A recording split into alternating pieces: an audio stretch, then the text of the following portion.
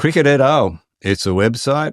It's a podcast. Pete, it's a way of life. It's Gideon Haig over here. Peter Lawler over here. And welcome to Cricket et al. With a special guest, Simon Katich. Welcome to Cricket et al, Simon Katich. Thanks very much for having me. It's not my debut though, is it? No, it's not. But it might be the first time we've had you live in the studio. True. Yeah. That's true. First time on the Cricket et al. Couch, Simon. We've got like a slips arrangement. Yeah. Slips cord. So are you Jared Healy and you Mike Sheehan on the couch? On it. I'm Usman Khawaja. I'm sitting a little bit deep because I don't really want the ball to come to me. Anyway, as you probably know by now, we've had a very forgettable day at the Gabba. But both these gentlemen have been working very hard to provide content for their various providers. Tell us, we've just been idling in the press box. So what do you talk about on days like today? Not much.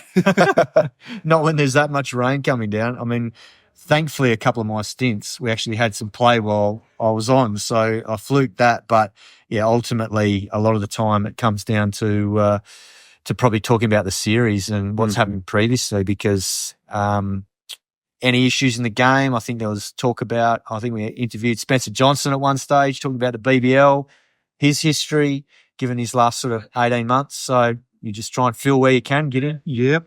Yeah, Barat and I went to that old canard about, India, Australia, the cricket relations, the but talk underwater, can't you?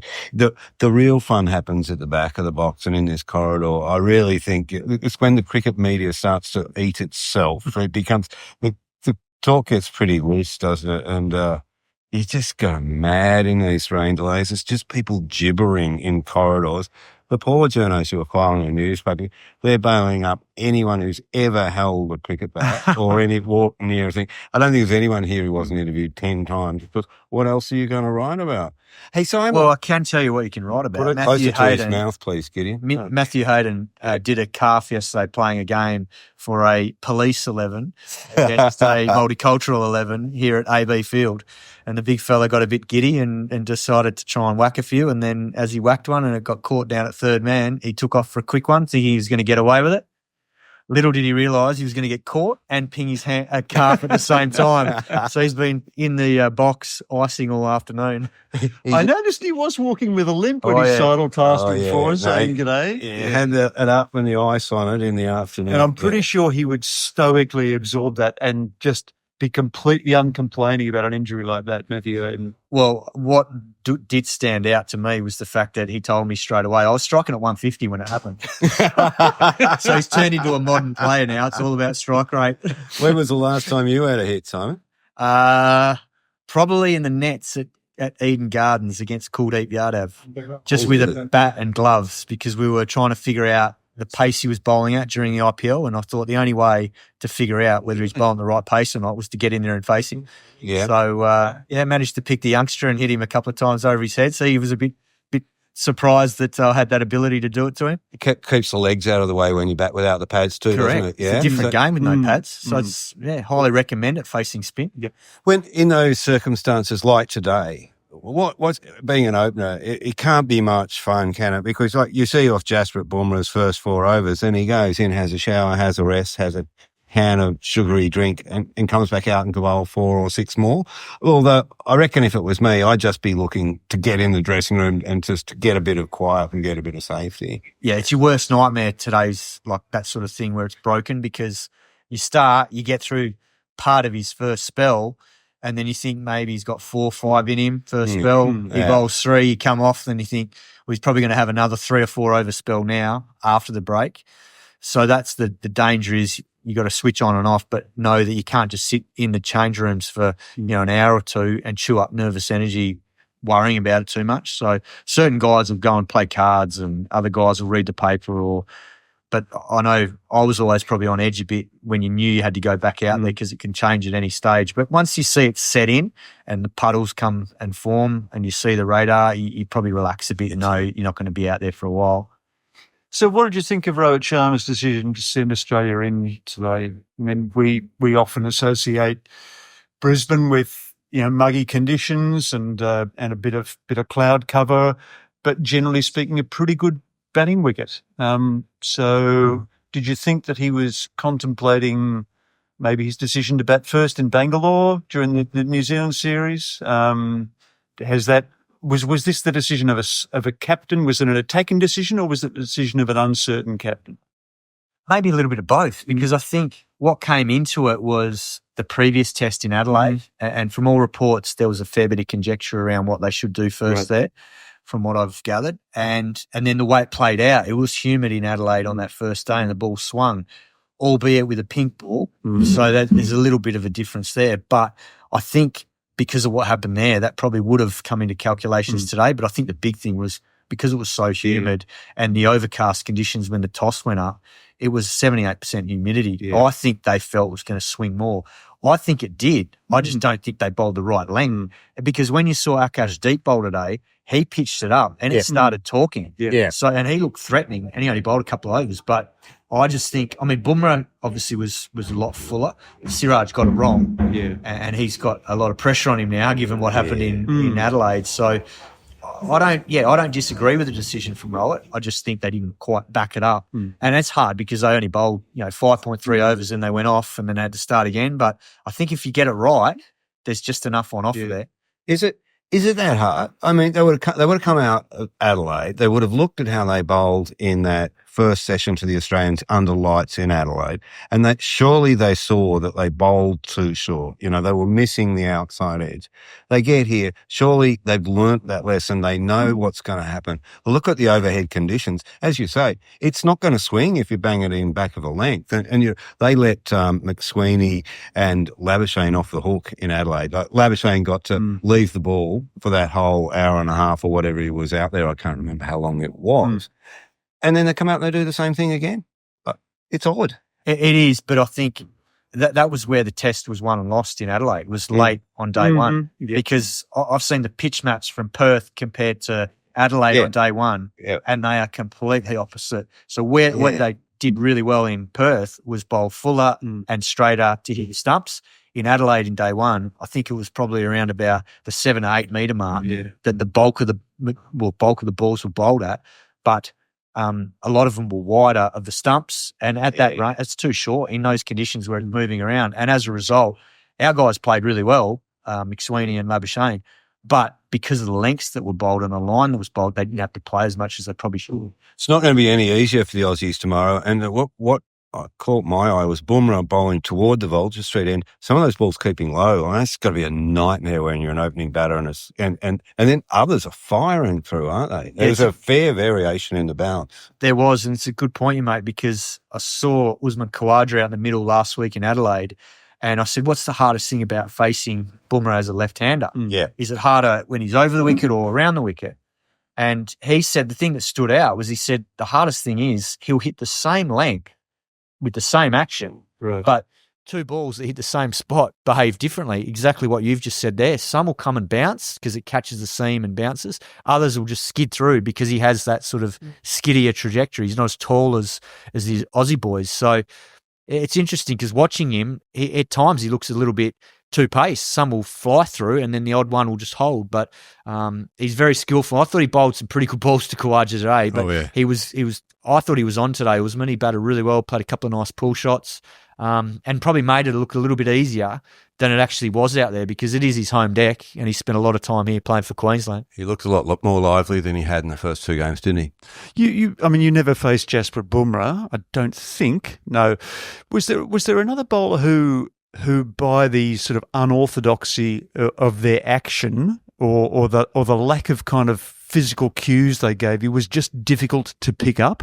Yeah, without doubt, it was Malinga from Sri Lanka. We played him up in that top end series, I think, in middle of 2004, and this kid just comes out and starts bowling him from in front of the umpire at pace. And I remember thinking, geez, what have we got here? Because he found it hard to pick the ball up because of his slinging action. And then in a similar vein, Sean Tate, when he started playing for South Australia. And they're both very, very quick at the time. I think both were probably clocked in the 150s, in their prime. So that in itself is enough to get you rushed. Those two probably the two. So how do you prepare to play against someone like that? Because we don't have anyone in Australian cricket who bowls like that. You can't set a bowling machine to bowl Bumrah style. How do you prepare for playing someone whose methods are so unique? Well, I think nowadays with the use of those wangers, they're definitely like there'll be coaches that will come in and try and throw from different angles or change angles on the crease. But I think the other thing is, I mean, we probably had to use the bowling machine. Yeah. And I know, back in the day when it was talked about that Dale Steyn was going to bowl 160 Ks at the Wacker, we were like, well, the only way you can prepare for this is to get the machine cranked up and just get it bowling full in-swingers to a left-hander. So we do all that sort of stuff. But then if you get out in the middle and only bowling 145, you feel like you're prepared because you've done more than that in the nets. Yeah, I've seen people standing up on boxes with the wanger for the tall bowlers. Yep. Do you face Mitch Johnson much? Did he have an element of that to him too? That surprise? Very much so. When he first started playing for Queensland before he made the move over to WA, as a young quick in Perth, he was sharp. And because of his action and the load up, he didn't always, get a good read of the ball compared to, say, Brett Lee, who, could see it beautifully and all the load up was smooth. Mitch was that bit sort of whippier and everything came at slightly round arm too. Yeah. Some would like hoop and then some would just tail in. So a lot of those guys, particularly with that extreme pace that you can get to 150 plus, they're hard work. Well, Thompson was similar, obviously before our era, but when I was growing up, Jeff Thompson, you wouldn't see that ball coming because he slung it like a javelin, didn't he? Yeah. Well, he bowled here in 74-5, and I think it's one of the first Test matches I can ever remember watching on TV and thinking, wow, that's an interesting way to bowl, but it's clearly very effective. And I sort of I've waited for the rest of my life for someone to bowl like Jeff Thompson because it's really hard to pick up because the ball vanishes and then comes over the top. And obviously you can work up to incredibly high speeds. Why has no one ever tried to bowl like Jeff Thompson again? Maybe Sean Tate's the closest that we've had to it. Yeah, you're exactly right. I'm surprised by that as well because I think in recent times, I know having toured in Sri Lanka and worked in the IPL, you go to these net sessions and you see all these young kids and you go, oh, he's bowling like Malinga or he's bowling like Murali. Well, we go to Sri Lanka and there'd be like 5 kids in the nets bowling exactly like Murali. Yeah. And so I'm really surprised that no one has sort of done what Tomo did because it was unique and it was bloody effective. I think there were a few around who tried at the time. But you just can't do it. No. You just couldn't. Would Frank Tyson would have had an element of that too, wouldn't he? And his load up, I think. Frank Tyson, I mean, from what I've seen of him, he's well before our time. He did a lot of work in the last 4 or 5 strides and had massive shoulders. Yeah, and actually, hurling the ball. And of course, he hugely shortened his run halfway through his career, like reduced it by 2/3, and Bumrah found out that he was no slower. In fact, probably a bit quicker and could bowl for longer spells. Well, they tried to reduce Mitch Johnson's run in that South African series. You remember mid-test, he came out with half a run. Dennis Lilly shortened his run too later in life. Yeah. What about going? Well, tell us a little bit about the state of the series. Now we've got a little pause for breath here. Does it favour one side or the other, or is it simply does it just simply generally slow the evolution of the series and allow perhaps a little bit more time for contemplation for both sides? It's hard to predict because I know before the series, and predictions are always a bit of a guessing game because you don't know who's going to be in great form or someone has a standout series. But I felt Australia would win the series, but I thought that we had an advantage in Perth, Adelaide and Brisbane because of the venues and our records here and also the nature of the wickets. But I thought India probably had a bit of an advantage in Melbourne and Sydney, a little bit slower. The spinners might come into the game more, depending on weather and all that. But then when the result happened in Perth, that threw that out the window. So it's hard to say, but I think both teams at 1-1 won't want to give up an advantage heading into those last 2 tests because the longer the series goes deadlocked, the more pressure builds on both teams to get that result. And we've seen in this series, all it takes is 1 or 2 hours of bad performance with the bat because these bowling lineups have got the ability to carve through a batting lineup. that it can be all over. And we saw that in Perth, and then we saw it the other day in Hey, Gideon, you and I have travelled the world a little bit and struggled with these bloody mobile. Struggle with these. Yeah. We struggle with just about everything, Pete. Yeah, but one thing we do struggle with is mobile phone providers, the Australian mobile phone providers, who charge us a fortune when we're They do overseas. indeed. And, They do and indeed. Data's always a big issue. It is. It is. And if this sounds like a promotion, it's because it is. That's right. Saily's a new eSIM service app brought to you by Nord Security, Pete. You can choose from several affordable eSIM plans in over 160 countries and 8 regions. That's true. And with a Saily eSIM, you'll always have a connection when needed. My word, we could have done with one at various times. You only need to download it once, Pete, which eliminates the need for users to install a new eSIM in each country. Well, that's always a hassle, actually. You remember getting off the aeroplanes in Southeast Asia at like 2 a.m. and having to go to those shops, and line up for hours before you can get a SIM. That doesn't work. It's affordable. It has global and regional plans. It'll save you time waiting at shops in airports. That's exactly right. And, Pete, you'll avoid scammers. Stay connected. There's 24/7 support, and you'll get a full refund if your device isn't eSIM compatible. All you need to do is download the app, buy a plan, and install the eSIM. And what's more, there is a special QR code on the screen, and you can get an exclusive 15% discount on Saily eSIM data plans. Go to, Pete? Saily.com / cricket et al. Or is that a backslash? It's a slash that goes that way. Yeah. Well, anyway, use this code cricket et al. At the checkout. Again, that's saily.com / cricket et al. and use the code cricket et al. At checkout for 15% discounts on Saily eSIM data plans. It's got a buzz to it, this series. It's got a growing excitement to it, hasn't it? And it sort of came out of Perth. You saw those massive crowds in Adelaide, the 50,000 plus crowds. Did it sell out here? It's close to a sellout today. I've never seen bigger crowds outside of an Ashes. Same thing tomorrow. Sold out Boxing Day, which is incredible.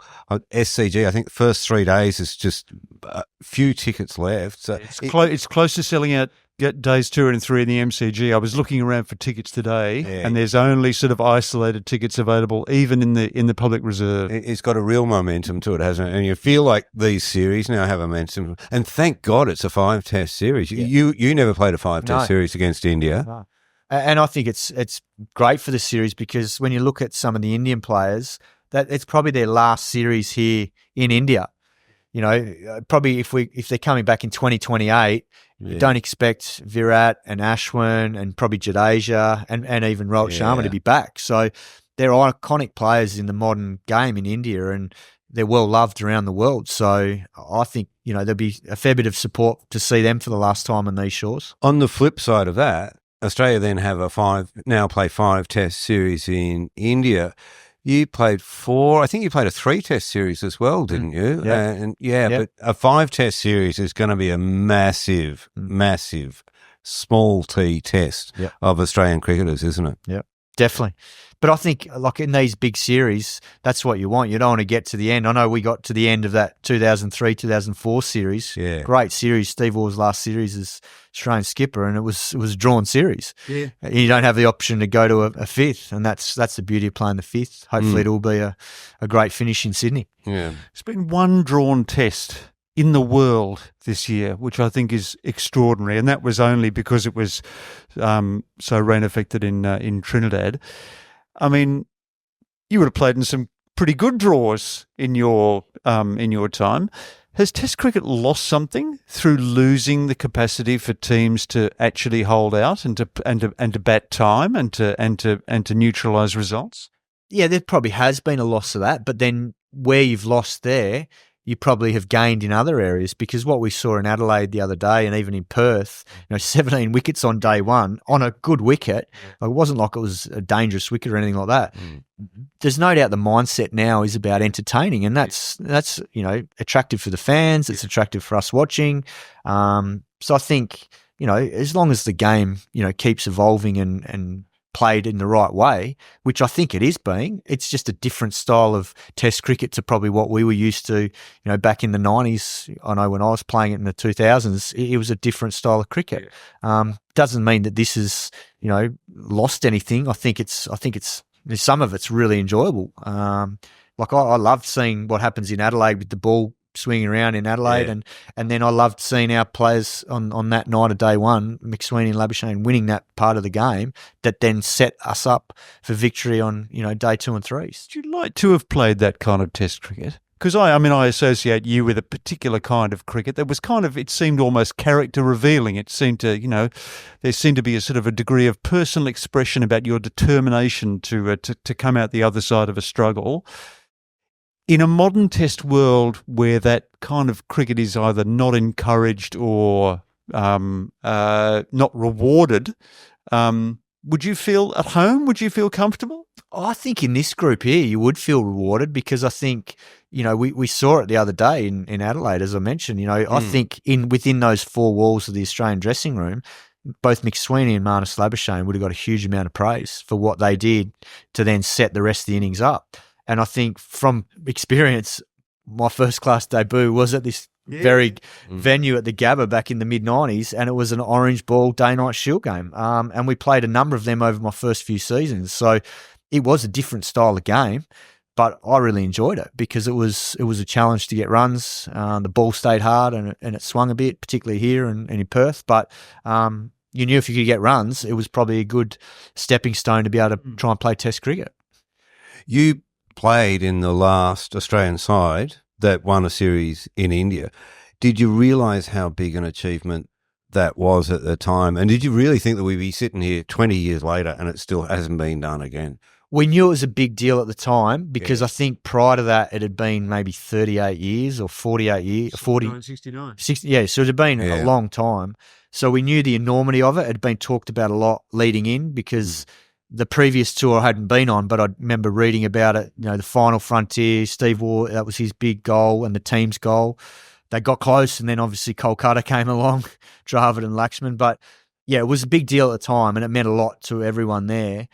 But at the time, you never know what's going to happen down the track. No. But you also know that it is a huge challenge to win there because of how good they are in those conditions. So, for New Zealand to do what they did the other day and win 3-0 is remarkable. But for an Australian team, I thought we got close in 2017. I was there for the first couple of tests, and Steve Smith was, he was playing beautifully. Steve O'Keefe, was brilliant in Pune, and then Nathan Lyon was outstanding in Bangalore. And it's almost like he got the monkey off his back there because he'd had a tough time in India and previous tours and stuff like that. So with all those guys playing well, I thought we were a chance in that series, and unfortunately, they fell short, which just goes to show how difficult it is to win, particularly I think in a 4-test series. 5-test series is going to be even harder. What was the best innings you played in India? Probably, most enjoyable was probably in Nagpur when I got the 100 in 2008 because I scored freely and, we were still in the series and we still had a chance to win that test to win the series. It didn't quite play out that way. But in terms of most defining, it was probably my first innings, which was in Bangalore in 2004. I think I got 80 odd. And it gave me that confidence I could do well in those conditions. And it set us up for a big, because I batted at 3 with Punter being out with his thumb. And that sort of got us to a big first innings total. And we ended up winning that test and went on to win the series. So that one felt like the most important. But my best one technically and from an enjoyment perspective in terms of how I hit the ball was definitely the one in Nagpur in 2008. There are a number of players on both sides who are kind of in their mid-30s now and closer to the end than the beginning. You didn't have the opportunity to sign off under your of your own volition, but what is it that goes towards the end of a player's career that perhaps signifies to them that that they don't have much cricket left? It's a hard one because everyone's got a different feeling, I guess, and different stages. Like if you were to compare Usman at the moment, who's nearly 38, to Steve Smith, it's hard to compare the two of them because Steve's played a lot more Test cricket than Usman had, and it's hard to judge because Usman was unfairly treated at times and in and out of the team, and he probably should have played just as much, but the way it played out, it didn't. But in this last couple of years, he's played as well as anyone, if not probably the best in this whole group. So he's still hungry. You can see that. Even today, like I thought he was sharp today. And whilst he hasn't quite got the rewards in this calendar year, he's comfortably been our best player in the last few years. But I think what you probably see is you probably see a changing in how they have to construct their innings and make their runs when they're at their dominant best. I mean, you go back to 2019, Steve Smith, they'd bowl a great ball top of off and he'd whip it behind square leg or mid-wicket for 2 or 4 and the bowler's like, what do I do next? Are we seeing that now? Probably not. And he probably has to work a bit harder for his runs. Doesn't mean he can't do a job for this team, but I guess what I've tried to say is that he's probably at 35 maybe not going to reach the heights of his career, only because his heights of his career have been so damn good. It's almost impossible to do that later in your career. Well, you were cut off in your prime, I reckon, but you continued on in first class cricket. What did you notice going in your game that made you think it's time? I knew. Well, I didn't retire because I knew I wasn't playing well. I retired because we were about to have our second child and I didn't want to be away for 6 months of the year. Right. So my last season in England in 2013 was my best ever season in county cricket. Averaged, I think, 75, and just like, because I was so relaxed, I played my best cricket. Yeah. But I knew that I had to play a different style of cricket, and particularly when the ball was fuller and swung, I was just that little bit late to try and transfer my weight through the ball. So I sort of adjusted by just swinging through the line of the ball and trusting my eye, and I was getting away with it. So obviously it's a lower level of bowling, but that I noticed the difference there. But once I got in, I could then bat normally like I would once I felt comfortable. But you do notice your reflexes, and I think particularly against quicker guys that can bowl short and get it up here, that's when you know you stop playing the pull shot as much, or you're having a duck and evade, and that's what you know most. Right. It's interesting that because we don't pay enough attention, I think, sometimes to those external factors like having children and your life moving on, and and that's why you can sort of see Usman sort of arranging his life, and paying more attention to his life around cricket,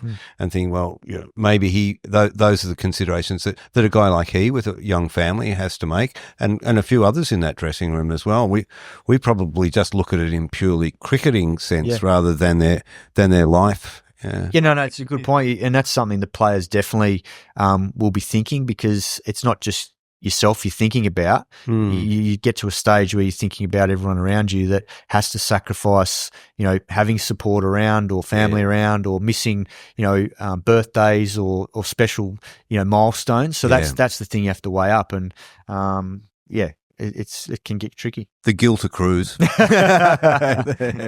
We often also talk about it in sort of physical terms. We talk about a player's eye going, and we talk about eye a lot, but I wondered what role vision actually plays in batting. Did you ever have your eyes tested when you're playing? Yeah, right. Tested all the time. I still have them tested now when we have the health checks. And it's funny because when you talk about eye, to me, it's about tracking the ball off the wicket and having the reflexes to act instinctively and sharply. And when you're in your 20s, everything feels like you've got plenty of time. But then when you get into your 30s as a batsman, you just know that you're not quite seeing it as quickly as you probably did when you're, physically more in your prime. But everyone's different too. Some guys, I felt like I played my best cricket later. And it wasn't about my eye slowing down. It was probably my mindset changed. And I was probably in a stage where I felt relaxed and just enjoyed it all. You've made interesting choices post-cricket, and they've been essentially sort of working around your family life and being there for critical moments in your family's life, and where this stuff fits in. Like the commentary jobs you take, the coaching jobs you take are informed by that, aren't they? Yeah, I pretty much that to me, my own personal career is around that's sort of secondary. It's been more about trying to be around as much as I possibly can, because I already sacrificed 20 odd years of playing cricket, and don't begrudge. Like, I loved that part of my career playing, but also know that, I haven't missed too much of my boys growing up, and that's something I've really enjoyed because I get probably as much, if not more, enjoyment now seeing my boys play sport or, seeing them have fun at school or whatever they have to do,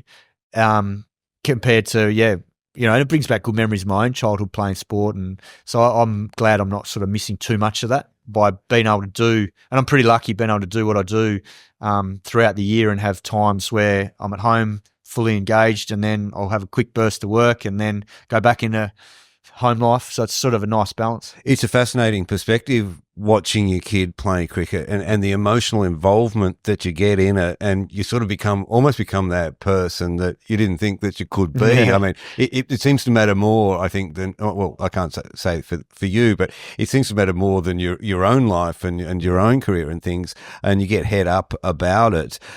Did that make you think about what your father went through watching you play cricket and your parents, or were they distant from it? Yeah, it's a good comment because I used to get nervous being watched, and there were times where I couldn't have that happen. So, you wouldn't have your parents there? Yeah, right. Because I just, for whatever reason, because we didn't really have a history of cricket in the family or not really understanding the game. Yeah. So thankfully with my son, I love watching him play, and thankfully he enjoys me being there. But I've said to him, if you feel too much pressure or get nervous, I'll remove myself because I know what it felt like, albeit to a different level because my dad never played the game at the highest level. So I understand what he's going through, and but I love the fact that he's loving playing, and whether he does well or not, he gets a consistent theme from me because I understand how hard the game is. So I think everyone expects me to be pretty firm on him because I've played the game, and but I'm actually the opposite. I'm probably more.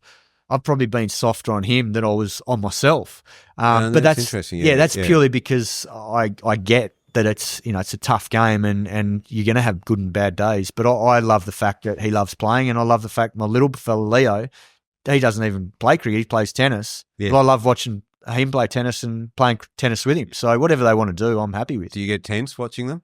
Oh, definitely get nervous. Oh, yeah. You definitely get nervous because you just want him to do well. And I've come home from some of Xavier's games of cricket where he's done well and been buzzing like I've just been out playing for Australia because he's knocked guys over with bowling his leggies, or he's got a good score under pressure and the team needed runs. And so that gives me just as much pleasure as when I was playing myself. So it's such a nice feeling, and that's why I've really enjoyed not missing too much of that stuff. I guess you would get that to a lesser degree with coaching.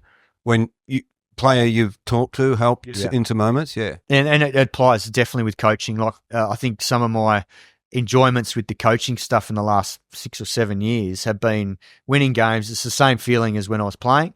You're not out there helping physically or with a skill perspective, but you've tried to help with the environment you create, with the messaging to the players. And then when the team has success, there's no greater feeling. So I've got just as much of a buzz out of coaching a winning team or helping someone, have a good season.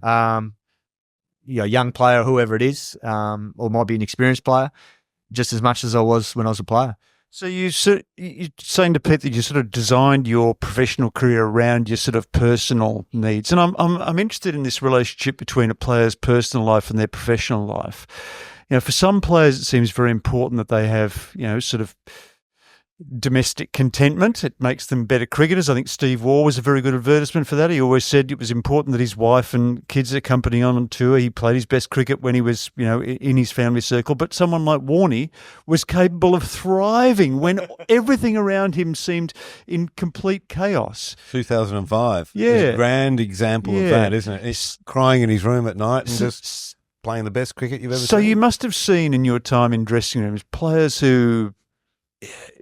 where you felt maybe that their personal travails were kind of impinging on their career, or did you see cricketers as regarding sort of cricket as a kind of a safe space where they could get away from their troubles outside? Yeah, probably saw a bit of both. There was certainly ones that, saw that as a safe space to take their mind off maybe stuff that was happening away from the game. And look, everyone goes through different things, particularly when you play for a length of time. It's not all smooth sailing, particularly when you're away for long periods of time, and the pressures that puts on relationships and families and missing out on birthdays or weddings or whatever it is. So I've definitely seen both sides of that. Did any personal developments in your life ever affect you on the field? Probably not. I don't think. Maybe sort of when I was in WA, there was a couple of times there where probably things off the field might have impacted and sort of quieten you down for a bit. But I think, in general, I was pretty settled. So that throughout my whole career, I felt like I was pretty consistent on and off the field, and it had a pretty good impact on being able to just be level, because it can fluctuate, and it's such a big mental challenge. If form's not there, why is it? Because of other reasons, but I was pretty level throughout. So you married well too. I mean, you're locked in early on Can't Georgia. give too much credit, mate. You'll get a big head. But no, I sensible have. girl, sensible, and And strong woman too. Also, because she was on that 2004 tour with you. Yeah. Look, we met prior to me playing a lot for Australia, so that makes a big difference. I think obviously guys now, it's probably a bit harder when everything's broadcast and guys make big names for themselves in IPL and all that. But back then it was different sort of scenarios. So we were friends for a long time, and then basically the way the schedule was, if there was an opening, because she was working sort of similar, like gave up her career to be able to not work full time, but do a bit of work to keep herself happy, but then also make sure that she was around to be able to support when needed. Actually, we might have given a secret away, but didn't you? She snuck on that tour, didn't she? She was there outside the window.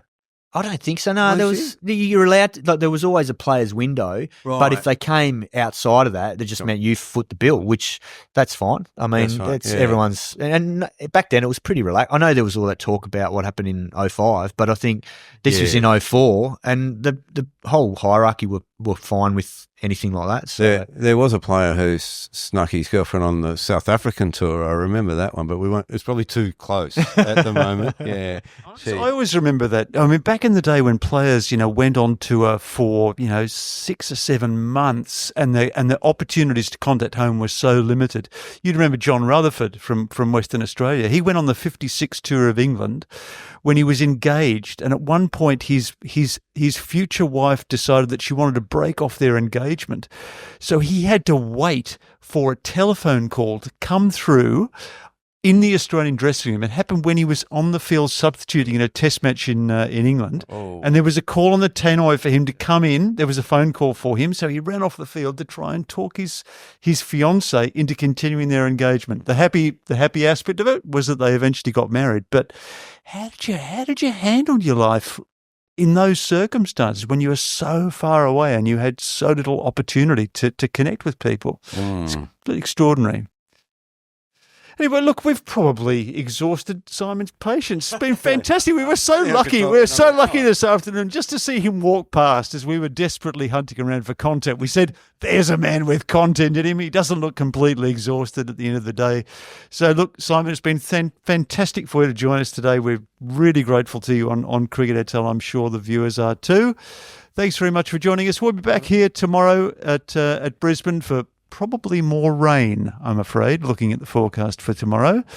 But let's see who we can find walking past tomorrow afternoon. But in the meantime, from me, it's goodbye. And it's good night from him. Thanks for having me, guys.